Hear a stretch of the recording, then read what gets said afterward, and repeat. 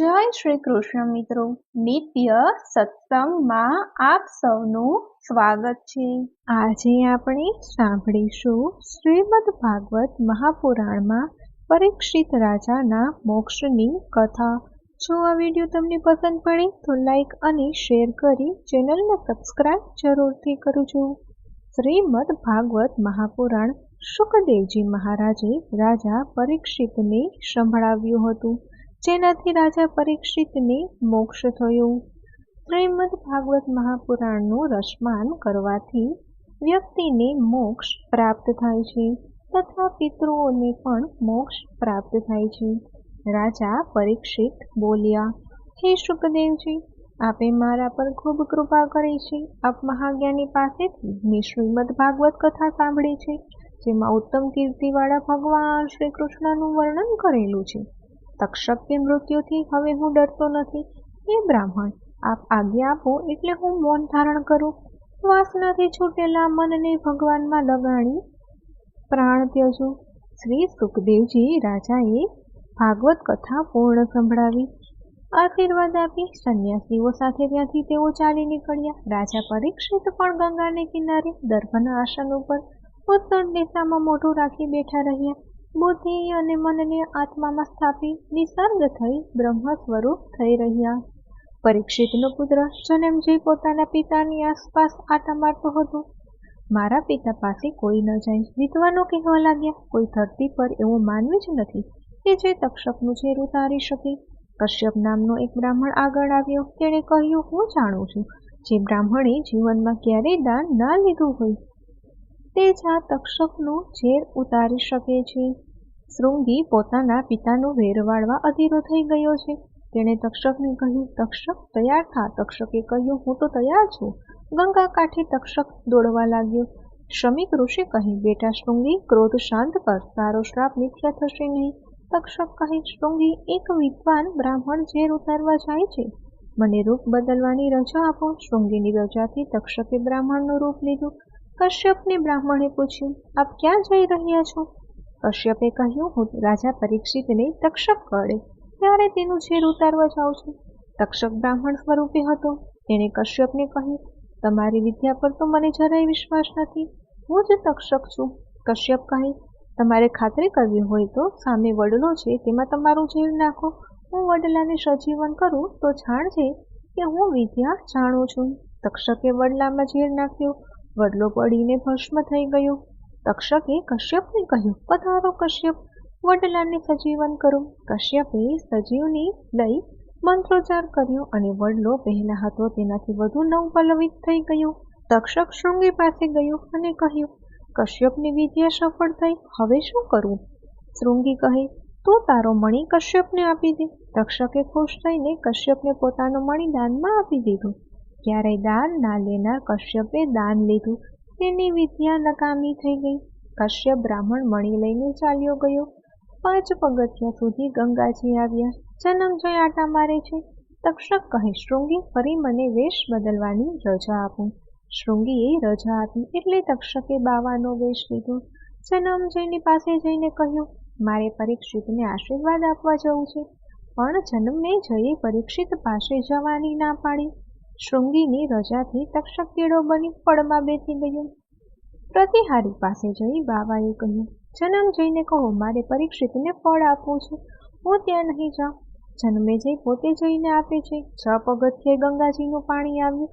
પરીક્ષિત ધ્યાનમગ્ન થઈ ઈશ્વર સ્મરણ કરે છે। સંપૂર્ણ શાંતિ હતી। જનમજય બાવાએ આપેલા ફળને ગંગાજીમાં બોળી પરીક્ષિતના જમણા પગના અંગૂઠા પાસે મૂક્યું। તક્ષક તેમાં કીડાના સ્વરૂપે રહેલો હતો।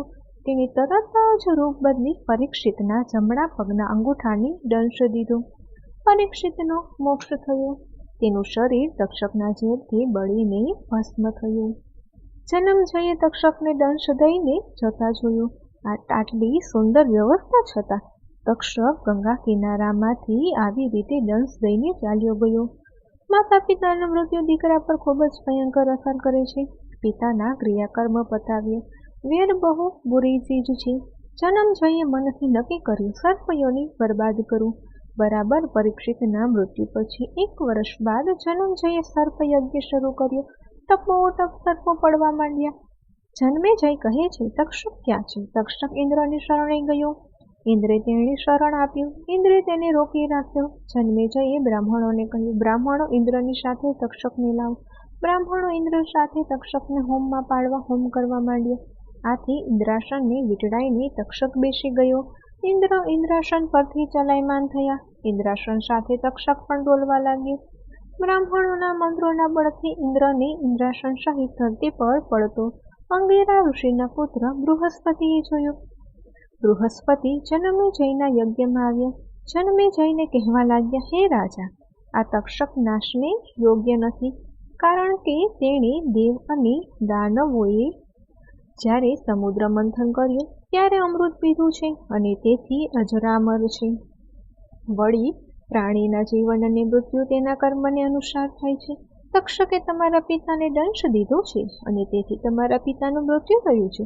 એવી શંકા તમારે કરવી નહીં. દરેક પોતાના કર્મ અનુસાર ફળ ભોગવે છે. માટે હિંસાનું પાપ આપનારું આ સર્પ યજ્ઞ બંધ કરો. પ્રાણી માત્ર પોતાના પ્રારબ્ધ કર્મ ભોગવે છે. બૃહસ્પતિના વચનો સાંભળી જન્મેજયે યજ્ઞ અધૂરો રાખ્યો. તક્ષક જીવતો રહ્યો. જન્મેજય સવારે ઉઠ્યા ત્યારે સર્પહિંસાના પાપથી તેનું શરીર કોઢમય થયું. બ્રાહ્મણોએ કહ્યું, હે રાજા, તમને સર્પહિંસા લાગી તેથી તમારું શરીર કોઢમય થયું છે. જન્મેજયે બ્રાહ્મણોને પૂછ્યું, હવે આ કોઢ મટાડવા મારે શું કરવું? મારે પણ મારા પિતાની જેમ શ્રીમદ ભાગવતની કથા સાંભળવી છે. બ્રાહ્મણોએ કહ્યું, 1 વર્ષ હરિદ્વાર જાઓ, ગંગા સ્નાન અને ઉપવાસ કરો, કોઢ મટી જશે. જન્મેજય હરિદ્વાર ગયા. ગંગા સ્નાન ઉપવાસ કરી શ્રીમદ ભાગવતની કથા સાંભળી. જન્મેજયનો કોઢ મટી ગયો. શ્રી હરિનું ભજન કીર્તન કરી જન્મેજયને શ્રેષ્ઠ જીવન પૂરું કર્યું. શ્રીમદ ભાગવત સર્વ વેદાંતોનો સારરૂપ છે. જે માણસ શ્રીમદ ભાગવતના રસરૂપી અમૃતથી તૃપ્ત થાય છે તેને બીજા કોઈ ગ્રંથ પર પ્રીતિ થતી નથી. જેમ નદીઓમાં ગંગા, દેવોમાં વિષ્ણુ, વૈષ્ણવોમાં શંકર, તેમ પુરાણોમાં શ્રીમદ ભાગવત શ્રેષ્ઠ છે. શ્રીમદ ભાગવત ભગવાનના ભક્તોનું અત્યંત પ્રિય છે. એમાં જ્ઞાન, ભક્તિ, વૈરાગ્ય સહિત કર્મ બંધનમાંથી મુક્ત થવાનો માર્ગ પ્રકાશિત કરવામાં આવ્યો છે. શ્રીમદ ભાગવતનું ભક્તિપૂર્વકનું શ્રવણ, પઠન અને મનન જે મનુષ્ય કરે તે મુક્તિને પામે છે.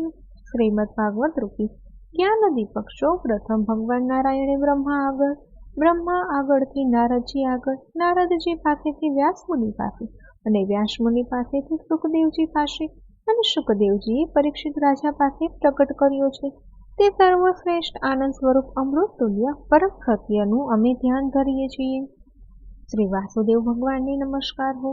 હે દેવાધિદેવ, શ્રીમદ ભાગવત પ્રત્યેક જન્મમાં આપના ચરણ કમળમાં અમને ભક્તિ ઉત્પન્ન થાય તેમ કરો. કારણ કે હે પ્રભુ, આપ અમારા સ્વામી છો, જેમનું નામ કીર્તન સર્વ પાપોનો નાશ કરનાર છે, જેમને કરેલા પ્રણામ સર્વ દુઃખોને શાંત કરે છે, તે પરમેશ્વર શ્રી હરિને હું નમસ્કાર કરું છું.